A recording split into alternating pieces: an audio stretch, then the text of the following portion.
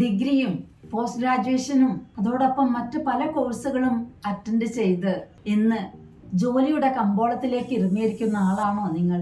എങ്കിൽ നിങ്ങൾ ഇന്ന് ജീവിക്കുന്നത് വലിയ ഒരു കോമ്പറ്റേറ്റീവ് വേൾഡിലാണ്. പലപ്പോഴും നാം കാണാറുണ്ട്, പല പല ഡിഗ്രികളും ഉണ്ടായിട്ടും പല തരത്തിലുള്ള എക്സ്പീരിയൻസ് ഉണ്ടായിട്ടും പല പ്രോജക്റ്റുകൾ ചെയ്തിട്ടും പലരും ജോബ് മാർക്കറ്റിൽ നിന്ന് ഔട്ടാവുന്നത്. ഒരു പ്രൈവറ്റ് കമ്പനികളിൽ പോലും ഒരു ഇന്റർവ്യൂവിന് പോലും വിളിക്കാതെ പലരും ഔട്ടാവുന്ന കാഴ്ച നാം കണ്ടുകൊണ്ടിരിക്കുകയാണ്. എന്തുകൊണ്ടാണ് ഇങ്ങനെ? നിങ്ങൾ എപ്പോഴെങ്കിലും ചിന്തിച്ചിട്ടുണ്ടോ? എന്തുകൊണ്ട്?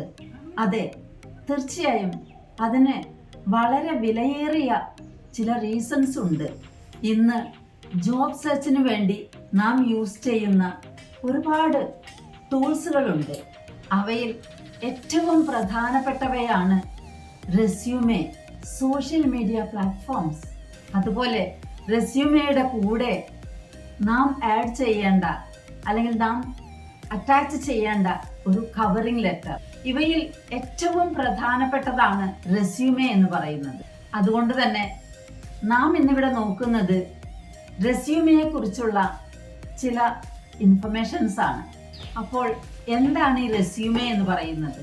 റെസ്യൂമേ എന്ന് പറഞ്ഞാൽ മറ്റൊന്നുമല്ല, റെസ്യൂമേയിൽ ഇൻക്ലൂഡഡ് ആയിരിക്കേണ്ടത് ഒന്ന് നമ്മുടെ പേഴ്സണൽ ഡാറ്റാസ്, അതേപോലെ നമ്മുടെ അക്കാഡമിക് ഡാറ്റാസ്, നമ്മളുടെ എക്സ്പീരിയൻസസ്, നമ്മുടെ അക്കംപ്ലിഷ്മെന്റ്സ്, നാം ചെയ്തിരിക്കുന്ന പ്രോജക്റ്റുകൾ, അതുപോലെ നാം അറ്റൻഡ് ചെയ്തിരിക്കുന്ന സെമിനാറുകൾ എല്ലാം തന്നെ ഇൻക്ലൂഡഡ് ആയിട്ടുള്ള ഒരു പക്ക ഡോക്യുമെന്റ് ആണ് റെസ്യൂമേ എന്ന് പറയുന്നത്.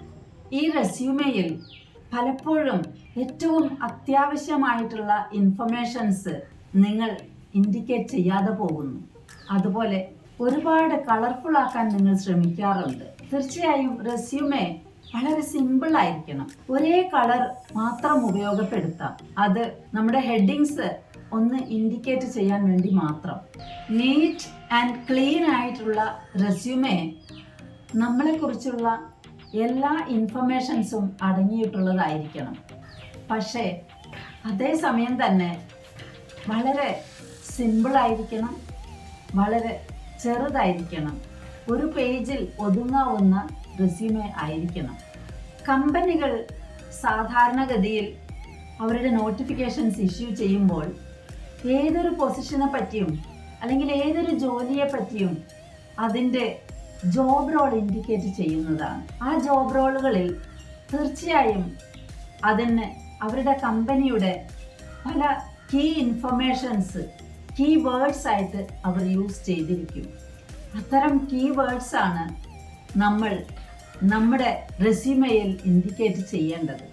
അതുപോലെ പലപ്പോഴും ലൈഫിൽ ഒരു റെസ്യൂമേ പ്രിപ്പയർ ചെയ്ത് കഴിഞ്ഞാൽ അത് തന്നെ എല്ലാ കമ്പനികൾക്കും വേണ്ടി യൂസ് ചെയ്യുന്ന ഒരു ട്രെൻഡും നമ്മളിൽ പലരും കാണാറുണ്ട്. പക്ഷേ അത് ശരിയായ ഒരു ട്രെൻഡല്ല. മറിച്ച് ഓരോ കമ്പനികൾക്കും വേണ്ടി സെപ്പറേറ്റ് ആയി തന്നെ റെസ്യൂമേ പ്രിപ്പയർ ചെയ്യണം.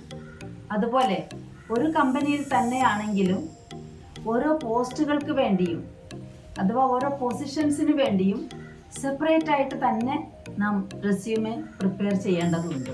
റെസ്യൂമയെ പറ്റിയുള്ള മറ്റു വിവരങ്ങൾ അടുത്ത വീഡിയോയിൽ കാണുന്നതുവരെ signing off Chandrika Jayashankar. Thank you all.